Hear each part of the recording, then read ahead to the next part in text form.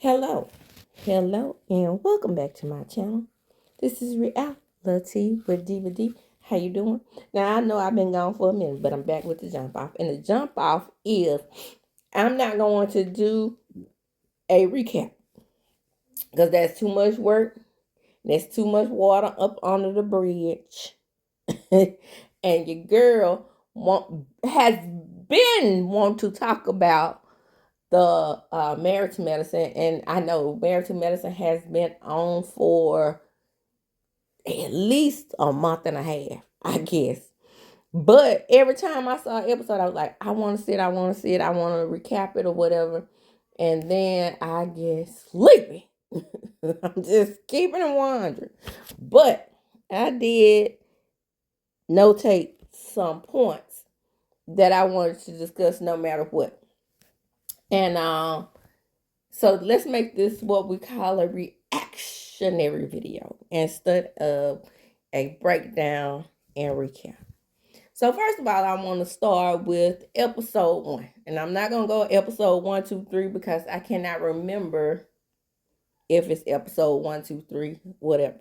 So all I can do is tell you what I know. On episode 1, it started out with us being introduced to new cast members, which was Angel and Brandy. Okay, happy Founders Day to the ladies of Delta Sigma Theta on that show, on Married to Medicine, and the ladies of Alpha Kappa Alpha, because I did not know Brandy was a Delta. I knew about Quad and Contessa, and I knew about Mimi and Jackie being AKAs, but I did not know I don't know if the other ladies are Greek or not. I've never heard them mention it, so I'm pretty sure they're probably not because I've never heard the rest of them mention it. But anyway, shout out to them. So moving right along, the new ladies. I was talking about Brandy. So on one of the episodes, we have Brandy, and I just want to get to Mimi's party and mentioning Miss Jackie saying to her, "Is your neck enlarged?" Wow. Okay, so I felt some kind of way as soon as she said that shit. I was like, oh. What the hell? Did she really ask that? And my reaction to her asking that question is, boo, tomato, tomato, tomato. Why in the hell? What in the hell were you thinking when you asked her that? So, moving right along, another episode airs, and we have what I can recall as, Contessa having a birthday party. Now, Contessa's birthday party, a lot of people was complaining about it and laughing at it. I didn't see anything wrong with it. I like theme parties, and I think her party was a 70s theme. And the issue that we had most so was that the damn party cost $40,000. $40,000. Now, did it look to be a $40,000 party? Hell no. But she said she had fun. She had a good time. Now, my issue with the party is that Contessa does this all the time. And we all notice it as fans. And I hate that Andy did not mention this to her at the damn Watch What Happens Live. Why in the hell do you ever even complain about your husband to your friends when you know damn well, and I mean damn well, that you don't want nobody talking about him? Is that one of those things where you think you could talk about him but nobody else can? But when you talk about a husband and you think that he's mistreating you as if you were going down, and he then contribute, of course, to give you some type of, I want to say maybe concern or emotion or sympathy and empathy, hell, all of it. Your friends are going to have something bad to say about him, especially with you saying something bad. Girl, go on somewhere. Go on somewhere with your foolishness. Can y'all believe Contessa's ass? Anyway, so Brandy's husband, who is the new chick on the block, who was actually now I definitely feel some kind of way now that I know y'all was so rushed. She was actually kind of consoling you for your husband not contributing to your event. Then you go to her event and you tag on that ass. That wasn't cool. That wasn't cool at all. You sitting up there calling her party lackluster and all these type of things. It was just a simple dinner party. She wasn't trying to throw the party of the century like you were, and you had enough nerve to complain about her event. Why, Katessa? That was not nice. So then we get to Stevie Jr. being autistic. And baby, let me tell you, I know autism comes in many different forms because my nephew is as sweet as pie. And it takes him it's more like it takes him a long time to register stuff. And he gets stuck on one thing a lot. So like right now and always have been, it's just been video games. And everything else, you really can't penetrate his mind past the video game. He can put together a computer. He can put together a gaming system. He can put together anything that you ask him to put together electronically. But if you ask him to pass you a piece of chicken, he wouldn't even know, and you wanted a breast, he wouldn't know the difference between a breast and a thigh is, or a leg and a wing. He's going to pass you a piece of motherfucking chicken. Okay? And I see in Lil Junior is that he seems to be more violent because he smacked the mess out of his sister and they all back there apologize. Hell no, if I was sister, I would have been like, now I'm tired of apologizing to little Steve. I need to hear this ass back. Now, on the main thing is I do enjoy the way that Steve and Mimi handled the situation, but at the same time, don't do that. Because you make the daughter shrink. She's going to start to think that she is not as an important member of the family as Stevie Jr. because he's going to get all of your attention. And you have to make some time for her. Mimi, you are a woman and you are the mother of a daughter.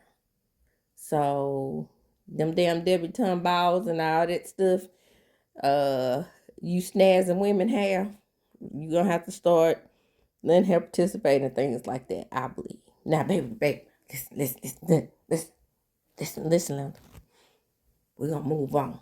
Because what I really want to talk about is that damn Michael. Y'all, can y'all believe that I did not talk about that not the same night this shit happened? And 3-4 episodes has passed since this has happened, but I had to put my own spin on Michael. Simone. Why? Tell me why. Why were they sitting at the table? And she has crippled these boys to the point where they didn't even know to remove the paper from the bottom of them damn plastic aluminum foil pans that they sell in the store. Now, yeah, let me tell y'all, if y'all know anything, then y'all know how just nasty that is. You know how people come in the store and just grab those pans with their nasty hands? So that lets you know definitely they didn't wash. Just dump food on top of them. And you better be glad he about to feed your food to the dog because you don't want to eat this shit no way. Anyway, he said he was tired of looking in his Jeep, y'all. Now, a car that most people would dream of having. And he was just tired of looking at it. So he asked Simone for another car. No. Not just the car. He wanted Simone to also, did you hear me say also, pay for law school. Now, mind you, Miles was just sitting there, but we all know that he's with the bullshit as well. So Simone says, you ran up a $60,000 bill on my damn card. So now you want a car? He says, oh, Mom, I thought I could get this out of you because you make decent money. I be damned. You make decent money. Now, whereas a lot of people hear the rich say, like Tyler Perry said, I'm rich, you're not rich, you're gonna earn your way. Simone did not say this because this little knucklehead is used to getting exactly what the fuck he wants. And this, the fact that he got the Tesla proves that he's used to getting what the fuck he wants. And I say to this, now I have to say, for me.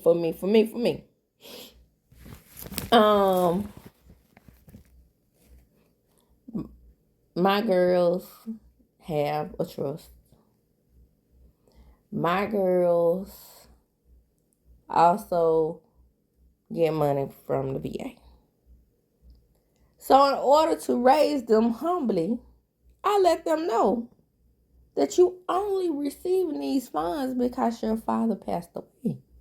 Now, mind you, he was taking care of them prior to him passing, but at the same time, there was no trust set up to the point where they could live comfortably up until this point. Now, mind you, this money can't be given to them until they're 21 anyway, so I'll be out of it by 21. But I do plan to give them advice on how to use these funds because even though I say live comfortably, it's not forever money. You know what I'm saying? So you do have to spend wisely. You do have to think about how you spend. And the fact that this little Negro is spending not only unwisely, he's spending, and I don't know if that's a word. Let me throw that out there because that don't even sound right, but let me just say that.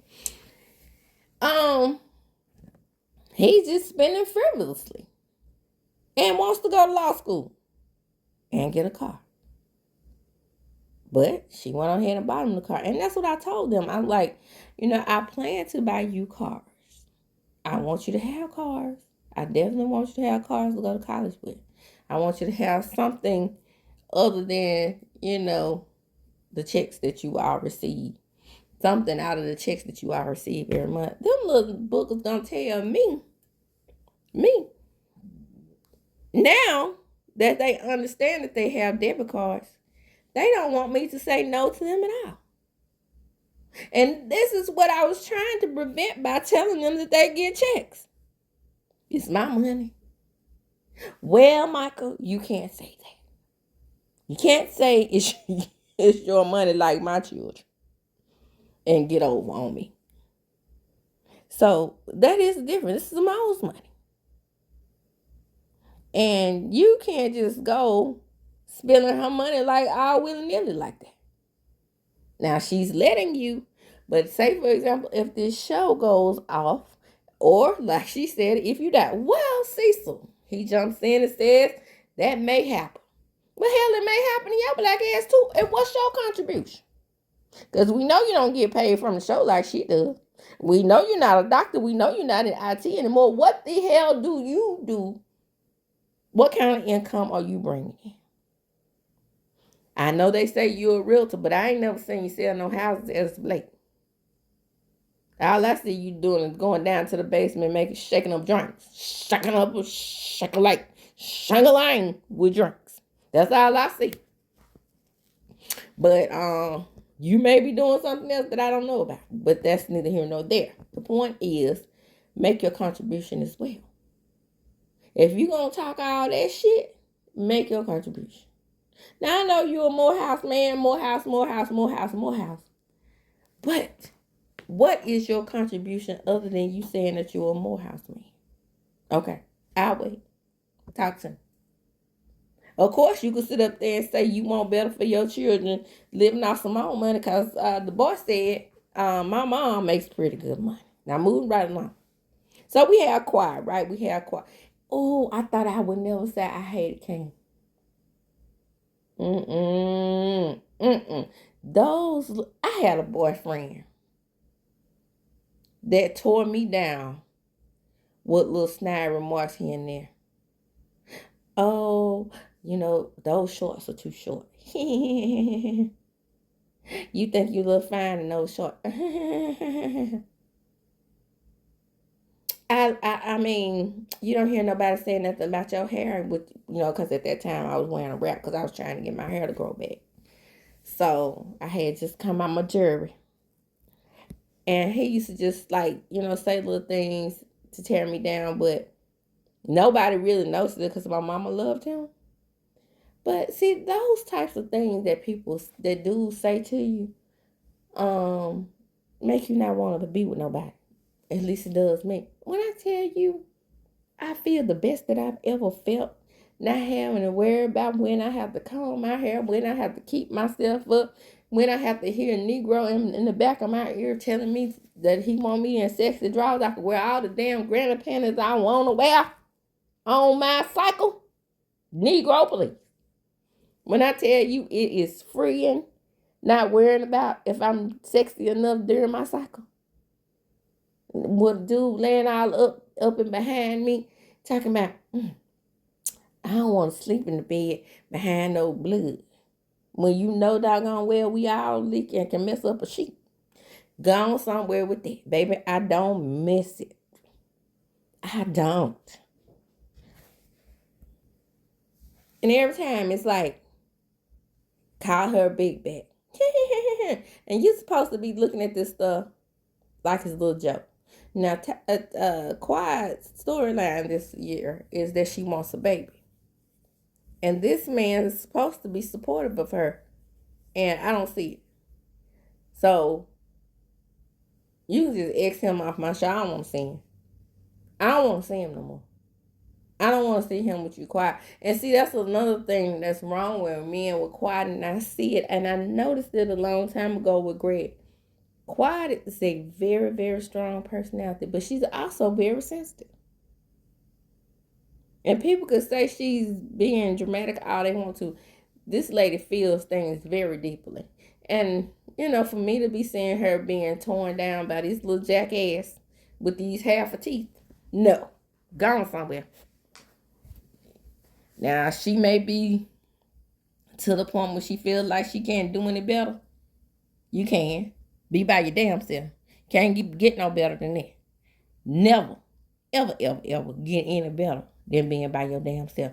Now, let's fast forward to a more recent episode and I can give more details on. Now, Dr. Heavenly decides, in this last episode, Dr. Heavenly decides to throw a family reunion. And baby, when I tell you, this is the most that Dr. Heavenly has given. I know she's gone on trips and all this stuff like that. But I actually felt like she really gave something to this. I felt the emotion. I felt the spirit of, the family reunion. I thought that was a very, very good idea. So Dr. Heavenly meets with someone who says that they're her brother. A lot of people were saying that they want to just hop on the bandwagon and believe that's her brother. Hopefully she went through all the steps to prove that he's her brother. Because Dr. Heavenly has a little coin. So he may have a little coin too. He played for that devil. We don't know that. So, I would take a little swab here and there. But, if she want to say that man is her brother, let her say he's her brother. I don't do half. So you won't hear me say half brother. I know they say he's her brother on her dad's side, but I don't do halvesies. Okay? So in this episode, everybody decides to make the mac and cheese specialty. Now, when I tell y'all that I'm not the best at making mac and cheese from scratches, I do a simple mac myself. So I wouldn't have been able to enter into the contest. I do salt, pepper, a little sazon, and very little, because I don't like a lot of seasoning on my food because it just takes away from whatever I'm thinking that I'm tasting. And I don't want to taste the mixture of garlic and basil and all that shit mixed up in the one thing. No. So I use a little Gouda cheese and a little, a little milk, Velveeta, very, very, very simple. You know what? I wanted to, let me go out of the family reunion real quick and talk about CECIL. Now, on the previous episode prior to the family reunion, I really want to talk about real quick about CECIL and his brother. So now CECIL's brother has come to the understanding that it's cheaper to keep, right? Even though Simone probably would be the one paying alimony in her case, but he's like, you want your wife? I'm coming up off a divorce. By the way, Simone was with her sister, and people were asking had they ever seen her before. I remember her. I remember seeing her a couple times on the show before. So they both talking to their siblings in simultaneous scenes, right? And Simone just saying that her cup is running thin over. I said running thin over. Anyway, and Simone is like, you cannot pour from an empty cup. These men are taking advantage of me and they are taking each other's side. Now, what do you expect? What the hell do you expect? Have you ever met a man that don't take another man's side? Even if a Negro don't know another Negro, he will stand in front of your face. I've had this happen to me before. I went to the Jackson State, right? I got into it with this dude, and I told my boyfriend, right? So I thought that my boyfriend was going to confront old boy because he had no business putting his freaking hands on me, right? Why did my boyfriend end up being cool with old boy, dapping it up with him after they had a conversation? The conversation went such as this. Well, man, your girlfriend, she got a big mouth. Oh, yeah. She does have a big mouth. Because I don't take no shit. Yeah, man, she do got a big mouth. So, I can't see. You can see? Now, I don't know how the conversation went because I wasn't there. But I do know that the way he told me that the issue was resolved is they dapped it up. And now they are cool. What the hell did that have to do with me? You didn't resolve my issue with that Negro. I thought you were going to go around and say, hey, man, look, bro. I know you had an altercation with my girls and whatnot, but, we don't get down like that. So, look, I appreciate it if you keep your damn hands to yourself. Or next time it's going to be me and you. But that's not how it went. That's not how it went at all. They ended up being crazy about each other. Can you imagine? So I said all that to say, it ain't no way you going to get men to be on your side about anything when you're a woman. Keep that in mind, Simone. All them, as Althea Tibb said, on In the Heat of the Night, the zippers are going to stick together. Okay? So you don't ever expect for them to go against each other. And then they related to father and 2 sons. I bet your ass is miserable in that house. Now, you know what I'm saying? Miserable. So anyway, as I was saying before, I was so rudely interrupted myself telling that story. So we get on down to the Martin Luther King speeches, everybody, because I said the same thing when I actually watched the episode. I said, why the hell he out here making an I Have a Dream speech about financial aid? I stood in line for my financial aid. I didn't see anything wrong with it because not only did I get my financial aid standing in a damn line, I got my schedule. So I don't think that's all you stand in line. My boys, I made a vow. I made a vow that my boys would never stand in no financial aid line. Yeah. They now standing in the financial aid line and don't have to stand in the financial aid line because you want to throw Simone's money at them. If you don't go somewhere, then you have, let me rewind back and talk about Toya and that party. I don't have a whole lot to say about that party. I don't like the way Toya treats EUGENE. I never liked the way Toya treats EUGENE. I'm always on the woman's side, but EUGENE is not mistreating Toya. Toya is not making accusations that EUGENE is mistreating her. And do I feel that he's being emasculated? Absolutely. But if that fool can't see it, it ain't my business. He thinks that he treats her like gold, like my daddy did my mama. But my mama wasn't disrespectful. My mama didn't throw biscuits at my daddy. My mama didn't say how big his Johnsons were. He just treated her right. And men ragged on him for being a good man. And that's what men do. But this right here ain't that. This is a woman who has caused this, who has run this man's pocket so hard that has caused them to move 5 times. Now, I know he feels like he the nerd that got the girl, but she ain't all that, bro. Actually, Toya is actually funny looking at me. She look like Arby Bug. If you really want to know the truth. If you know who Arby Bug is, if you don't know who that is, go around there and take a look on the internet. Do she have her mamas where she looks nice? Yeah.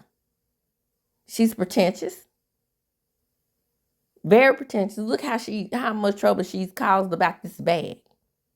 Heaven don't give a damn. Like Heaven said, my portfolio fatter than that damn bag that you carrying around. That Birkin that you had that birthday party for. By the way, it was an ugly purse. So, okay, I've seen purses cost $5 look better than that shit.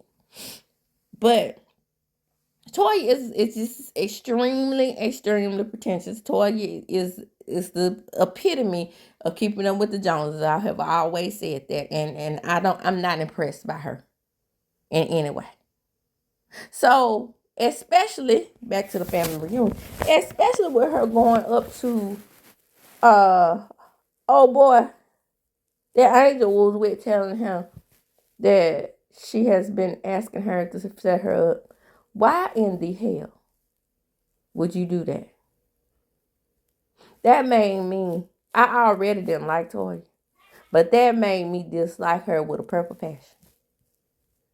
And when I say purple passion, that means I really dislike you. That was awful. That was an awful thing to walk up to somebody and say. And then she could have put that girl in danger. Could have got slapped upside the head because he could have been like, bitch, I know you ain't bring me to the family reunion. You over there doing what you want to do. Trying to get hooked up with somebody else, trying to get away from me. She didn't care about that. She don't consider women in any way. Because she knows she runs her man. Running his pockets. Running his spirit all the way down to the ground. And if he's willing to sit up there and take it, that's him. And then, in the mac and cheese off, which I pretty much believe Quad won. Why in the hell did you cheat? Have to cheat for the 15-year-old. The boy could cook. So I'm pretty sure even if he didn't win, the damn mac and cheese was good. Your big goofy looking ass gonna sit up there and stuff the box. Girl, bye. This girl makes me sick. And you know how like you can, dislike a character from TV, like I dislike Bill over there on Beyond the Gates and Haley. I dislike her like I dislike one of those characters from a fake TV show. I know some of this is exaggerated, but I truly believe that Toya is 95% Tacky T. Is 95% of who she is in real life on that show. I do. You can't hide that. Whatever that is. Yuck. Well, the day winds on and everything goes well. And like I said, that was the best idea that I have seen Dr. Heaven come up with on the show. And I'm very impressed by that. Let's close with the family reunion. I think I pretty much talked about everything I want to talk about that happened on these episodes. If you have anything else to say or want to contribute to this reactionary video, come on in. Like, comment, subscribe to my channel, hit the notification bell button. You will be notified when I upload a video. And please tell me that you agree with me. Now, you don't have to, but I would like to know the people who agree with me. Do they see that this king person is just not Quad's person? Baby, when I tell you, I had no idea that I was going to be raising my children on my own without their dad because he passed. But had he not passed and he had pulled the shit that King has been pulling, I would have happily raised my children by myself. It ain't no white man that's saying that the fathers need to be in black homes.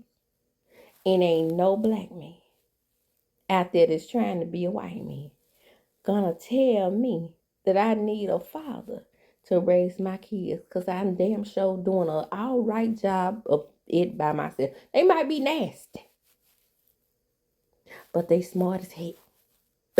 So a lot of that nasty takes up in that space. Sometimes I just have to stay and clean up myself. You know what I'm saying? And I want things done. It's one of those things that if you want things done, you got to do it yourself. I'm at that point with it. But they don't get into any type of trouble as of yet. And the only thing that they have said out of their mouths to give me any indication that they're going to be spoiled brats is that, you know, it's my money when they really want something. But I don't buy it anyway. I don't pull a Simone and go around there and get a Tesla. Okay? It took me 3 years. 3 years to get that PS5. Right? That's because of that behavior. Okay? So, I don't play that. And they know I don't play that. Not ragging on anybody on how they raise the children. It's just that, you know, despite of TOYA, her children are very good. Not like those boys. I don't like TOYA.